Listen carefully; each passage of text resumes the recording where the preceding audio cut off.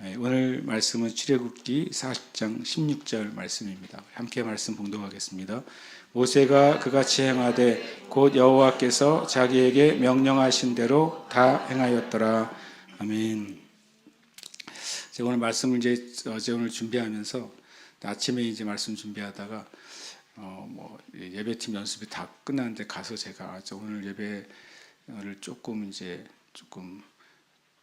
바꿨으면 좋겠다고 말씀을 드려가지고 갑자기 그러니까 예배 시간을 절반은 설교 전에 하고 절반은 설교 후에 했으면 좋겠다 그랬어요. 오늘 말씀 때문에 제 마음에 그래서 좀 이제 예배팀이 하다가 중간에 좀 빨리 끝나고 제가 말씀을 좀 나누고 같이 좀 남은 시간 예배했으면 좋겠다 그런 마음이 오늘 듭니다. 오늘 말씀을 보면 우리가 모세가 그같이 행하되 곧 여호와께서 자기에게 명령하신 대로 다 행하였더라. 지난주에 이제 BIR 말씀, 출애굽기 말씀을 읽다가 물론 이제 출애굽기를 많이 이제 여러 번 제가 또 읽고 좋아하는데 이번에 이 문장이 굉장히 저에게 크게 다가왔어요. 그리고 이 말씀이 한 절이지만 모세가 그같이 행하되, 그러니까 우리가 아침에 눈 뜨면서부터 실은 알고 보면 잠자면서도 뭔가를 행동을 하잖아요.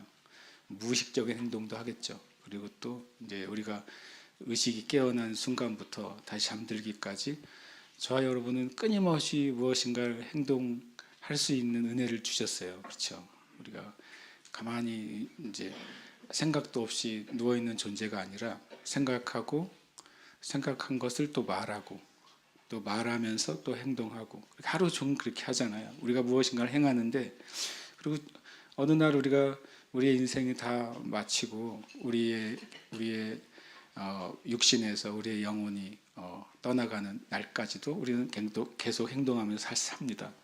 그런데 이제 여기 말씀에 제가 이제 그 두 가지를 발견하게 됐어요. 하나는 우리가 행하는데 우리의 삶을 살아가는 그 근거가 무엇인지를 말씀하고 있고, 그리고 그 우리가 살아가는 삶의 내용이 뭔지를 우리에게 말씀하고 있습니다. 저와 여러분이 바르게 사는 최고의 그 삶의 근거는 하나님이어야 됩니다. 내가 살아있는 것은 하나님이 나에게 생명을 주셨기 때문입니다 라는 사실을 인정하는 사람들이 그리스도인이잖아요. 내가 어쩌다가 이렇게 태어났습니다. 어쩌다가 태어났다고 하는 사람들 안에 항상 비교가 될 수밖에 없어요. 어쩌다 태어났는데 어떤 사람은 금수저고 어쩌다 태어났는데 나는 흙수저야. 그럼 엄청 인생이 비교가 되잖아요. 우연히 존재했으니까. 그러나 나의 삶의 근거, 나의 행동의 근거, 나의 인생의 근거, 생명의 근거가 하나님이라면 우리가 비교할 필요가 없어요. 똑같은 근원이시니까. 똑같이 영원하신 하나님, 유일하신 하나님, 온 세상을 창조하시고 다스리신 하나님, 그리고 정말로 공의로우신 하나님, 사랑으로 충만하신 하나님이 나의 근원이 되고 당신의 근원도 되고 온 세상 사람들의 근원이 되고 그리고 모든 우주 만물의 근원이 되니까 그 근원이 하나님이시라면 이젠 우리가 굳이 비교할 필요가 없어요.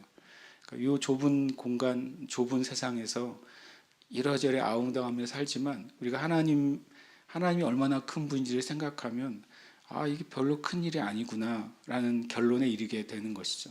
그리고 우리가 행하는 것의 내용도 여기 명확하게 나와 있습니다.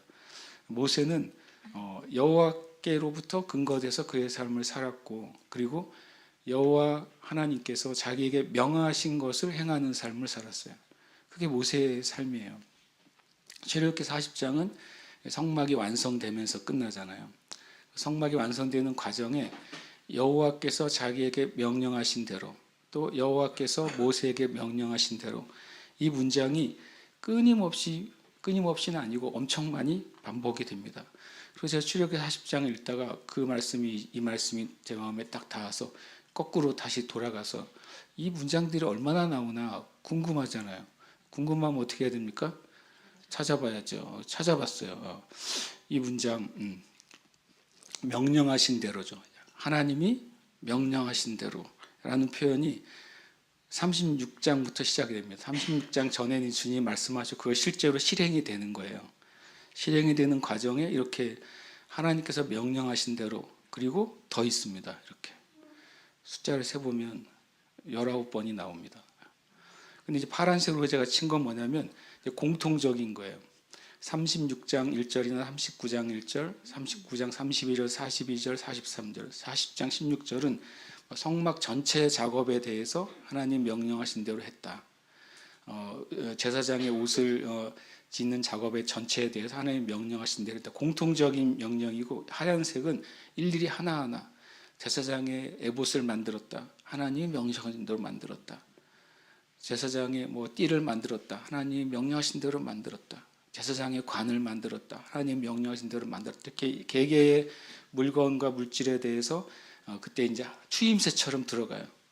그리고 40장 19절부터도 마지막에 이제 주님이 하신 일들을, 성막을 만드는 과정을 이제 조립을 하잖아요. 다 만드신 대로, 말씀하신 대로 만든 다음에 그 순서대로 쫙 성막을 조립을 합니다. 성막은 어쨌든 조립하게 돼 있잖아요. 조립을 해서 완성되는 과정에서 계속 뜰을 만들고, 또 지성소하고 지성소를 놓고서 말씀하신 대로 됐다. 휘장을 치고 말씀하신 대로 했다. 성소의 물건들을 놓고 말씀하신 대로 됐다. 이렇게 돼서 말씀하신 대로 19번이나 나오더라고요. 그래서 이 말이 그냥 출애굽기 읽은 다음에 머릿속에 그냥 계속 쟁쟁쟁한 거예요. 명령하신 대로, 말씀하신 대로. 모세가 충성됐다고 표현했잖아요. 히브리서에서도 모세는 하나님의 집을 맡은 자로서 충성했다고 그래요. 얼마나 충성했냐면은 그냥 말씀하신 대로 이 계속 19번이나 반복되면서 모세가 얼만큼 하나님 앞에 충성됐는지, 그리고 모세와 함께 성막을 세워 나갔던 그 첫 번째 출애굽한 세대가 하나님께 얼마나 충성되게 행했는지를 이걸로 보여주는 거예요. 계속 반복해서 귀에 못이 박히도록. 이거죠. 모세가 이같이 역사를 마치니, 33절에 보니까 모세가 자기에게 맡겨준 그 미션을 이렇게 마쳤다 그래요. 여기서 이야기가 끝나면 그냥 열심히 살아라 이렇게 되면 되는 거죠. 열심히 사세요. 하나님의 뜻대로 열심히 사세요. 그리고 그 다음에는 축복이 있다든지, 그 다음에는 하나님이 도와주신다든지, 그 다음에는 행복하게 잘 살았더라 이렇게 끝나지 않고, 그 다음 말씀이 제가 이제 갈망하는, 그리고 여러분도 갈망하는, 온 교회가 갈망하는 말씀이 그 다음에 이어지는 것입니다. 모세가 이같이 역사를 마치니, 같이 읽겠습니다. 구름이 해막에 덮이고 여호와의 영광이 성막에 충만하매. 지금 출애굽기는요, 이 마지막 결론 때문에 있어요. 하나님이 아브라함으로부터 약속하신 그 약속을 출애굽기에서 이루시잖아요. 너의 자녀들이 하늘의 별처럼 바다의 모래처럼 될 것이다. 당시로선 대제국이었던 이집트의 파라오가 뭐라고 말하냐면, 이들이 분명히 우리의 나라 안에 이렇게 얹혀 사는 민족인데, 우리가 주인이고 얘네들은 손님이고 나그네인데, 근데 파라오가 뭐라고 말합니까? 출애굽기 1장에 이들이 우리보다 많고 이들이 우리보다 강하다 그래요. 그 놀라운 말이잖아요. 그건 하나님이 아브라함에게 하신 언약이 성취됐다는 것을 보여주는 문장이에요. 그런데 정작 이스라엘 백성들은 자신들이 강한 줄 몰라요. 모르잖아요. 모르니까 당하죠. 파라오가 비밀을 말한 거예요. 이들이 우리보다 많고 이들이 우리보다 강하다. 그런데 430년간 노예 생활을 해요. 더 많고 강한 민족이 실제로 작고 약한 민족에게 종살이를 한다고요. 그게 이 땅에 있는 그리스도인들이 알아야 될 실체예요. 아까 말한 것처럼 파키스탄 그 기독교인들은 그 나라의 2등 시민이래잖아요. 그런데 하나님의 나라에서는 다릅니다. 믿는 자들이 많고 강한 자들입니다. 믿는 자들이 자신에게 주어진 하나님의 은혜를 알게 되면, 믿는 자들이 예수님의 이름 안에 있는 권세를 알게 되면, 믿는 자들이 영원한 천국의 영광이 이 땅의 어떤 영광, 어떤 부, 어떤 성공, 어떤 권력과 권세보다도 크고 한없이 놀랐다는 사실을 알게 되는 순간, 그러면 인생이 바뀌어지는 것이죠. 저와 여러분이 그런 은혜 가운데 있는지를 믿으시길 축복합니다. 어쨌든 그런 출애굽기는 거기서 시작이 되죠. 그리고 더 심한 노역이 증가되고 더 고통스러워하고, 하나님 고통 가운데 10가지의 엄청난 기적을 보여주시고 홍해를 가르시고, 그리고 이 광야 가운데, 아무것도 없는 광야 가운데 먹이시고 마시게 하시고 보호하시고 지켜주시는 삶을 살게 하십니다. 그러니까 그리스도인은 이 땅 가운데 다른 종류의 삶을 살도록 부름 받았어요. 직업이 다르다는 게 아니라, 사는 장소가 다르다는 게 아니라, 똑같이 세상을 살아가지만 그러나 하나님이 먹이시고 입히시고 돌보시는 은혜의 삶 안으로 부름 받은 것입니다. 우리가 직장 생활에서 사장님에게 월급을 받지만 우리 그리스도인들은 하나님께서 이 사장님을 통해 나에게 월급을 주신다고 믿는 것입니다. 그건 그냥 뇌피셜이 아니라 그게 진리라는 사실입니다. 모든 이 땅에 있는 물질에 속한 것, 또 보이지 않는 세계에 속한 것이 하나님의 주권 아래 있다는 사실을 믿는 사람들, 그래서 하나님 앞에 언제나 감사할 수 있는 사람들이 그리스도인인 것입니다. 이렇게 모세가 온전히 하나님께서 충성됩니다. 역사를 마치니까 그 결과가 뭐냐면 하나님의 영광이 임한 것입니다. 이것은 굉장히 중요한 사건이죠. 이 모세가 성막을 마치고 하나님의 영광이 이 전체 이스라엘 회중이 보는 가운데 임한 사건은 아담의 범죄 이후 처음 일어난 사건이기 때문에 그렇습니다. 아담의 범죄 이후로 하나님의 영광이 떠났어요. 하나님께서 노아 시대에 내가 더 이상 이들이 육체가 되었기 때문에 나의 영이 더 이상 그들과 함께하지 않게 되었다고 말씀하신 이후에 몇 명의 하나님의 믿음의 조상들에게는 하나님의 영이 역사하셨죠. 그러나 하나님이 창조하신 하나님의 백성 전체에 하나님의 영광으로 임한 사건이 바로 이 사건이기 때문에 그렇습니다. 엄청난 역사적인 사건입니다. 그것은 무엇을 통해 일어났다고요? 하나님이 명령하신 대로 이루었을 때, 그 일이 다 완성이 되었을 때 하나님의 보상은 놀랍게도 그 아담 때 잃어버렸던 영광, 그 영광을 다시 이 가운데 나타내신 것입니다. 그것이 얼마나 큰 은혜인지 모르겠어요. 근데 이 말씀만 가만히 읽다 보면 무슨 말이 되냐면 더 뭔가를 해야 되나 보다. 갑자기 여러분 머릿속에 스쳐 지나가죠. 나는 모세처럼 하다만 일이 많은데, 모세처럼 하지 못하고 하다가만 사역도 많고 하다가만 경건의 삶도 많고 그동안 내가 주님을 위해 하다가 그만뒀던 수많은 일들이 많은데 그러면 나에게는 이 영광이 임하려면 이거 큰일 났네 라고 생각할 수도 있습니다. 근데 제가 이 말씀을 보면서 저 처음엔 그렇게 생각했어요. 주님, 제가 더 목사로서 더 일을 온전히 완벽하게 해야 되겠네요. 이렇게 처음에 생각했어요. 엄청 사람이 재밌게도요, 은혜 아래 있으면서도 갑자기 율법으로 들어갈 때가 있어요.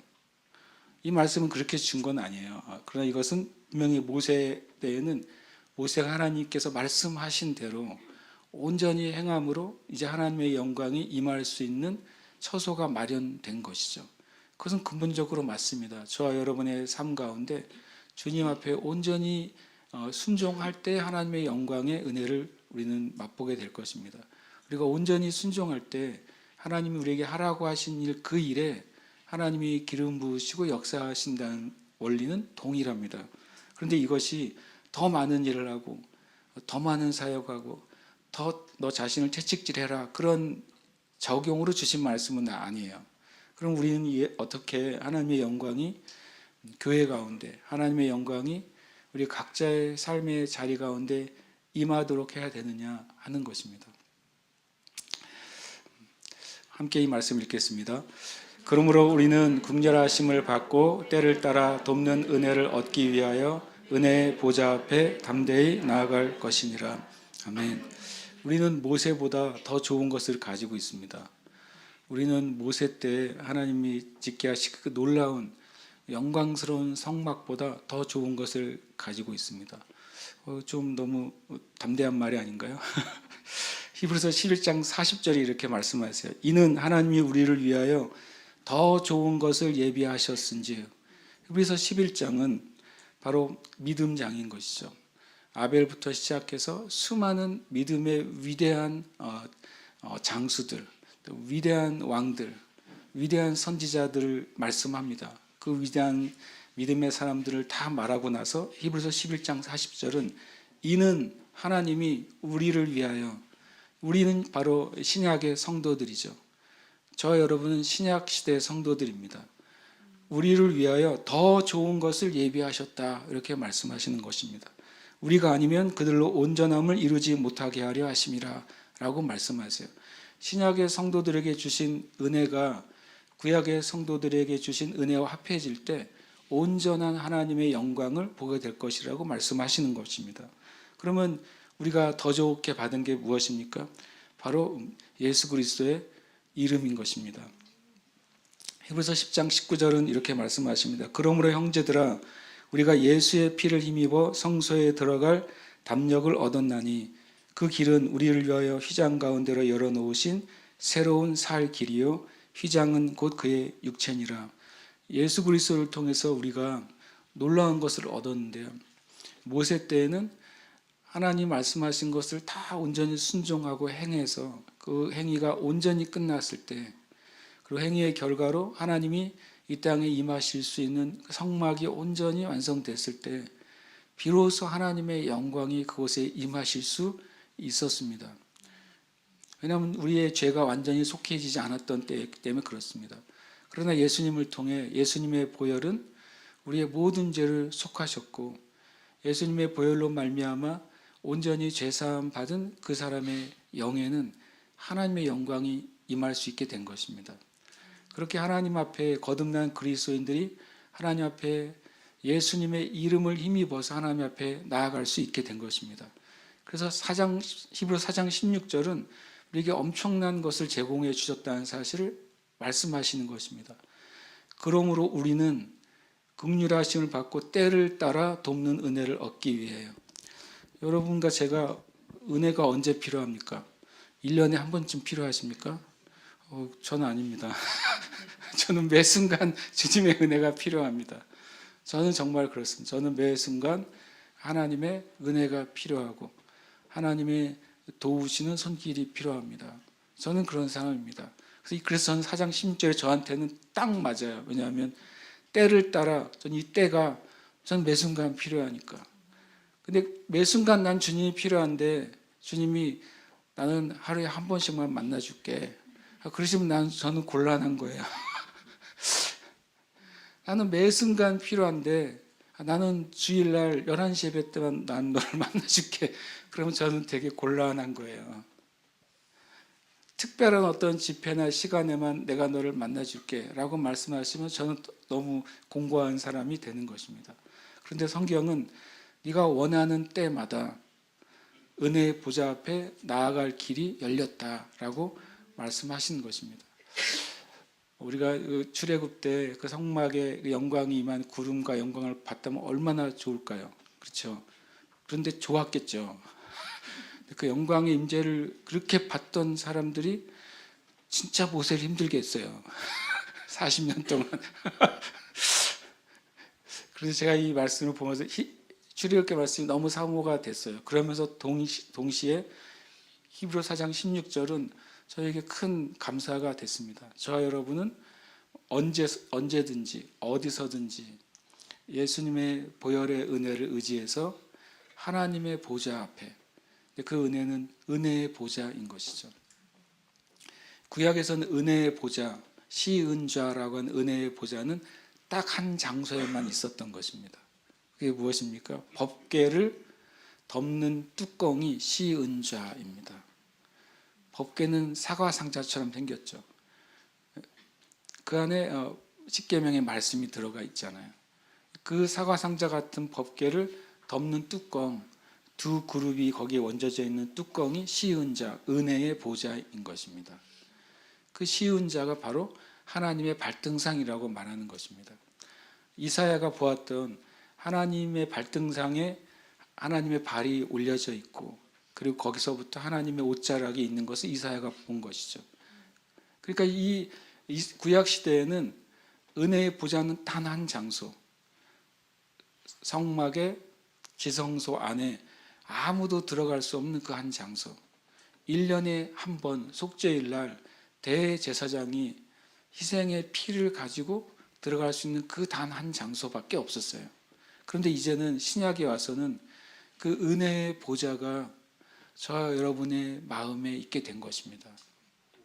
예수님의 보혈의 은혜로 말미암아서 내가 하나님 앞에 예수님의 이름을 의지해서 하나님 아버지 앞에 나아갑니다. 나는 이런 은혜가 필요합니다. 나는 이런 도움이 필요합니다. 예수님의 이름 안에 이것이 나는 필요합니다 라고 말할 때 놀랍게도 저와 여러분은 하나님께 허락을 받게 되었다는 것입니다. 그래서 이 말씀이 너무너무 감사해서요. 출애굽기를 읽다가 히브리서 말씀이 너무 감사하다.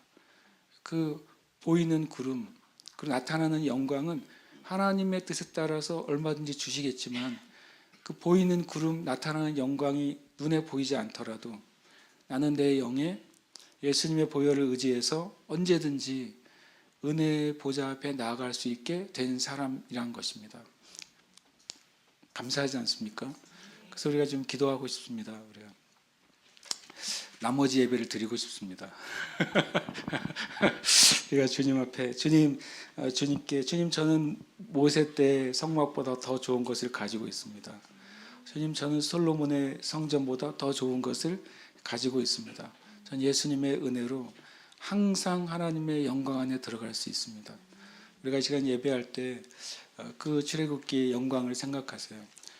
구름이 내려왔습니다. 그 이스라엘 백성들이 광야에서 성막을 짓고 다 어떻게 지었나 다 궁금해서 모여 있잖아요.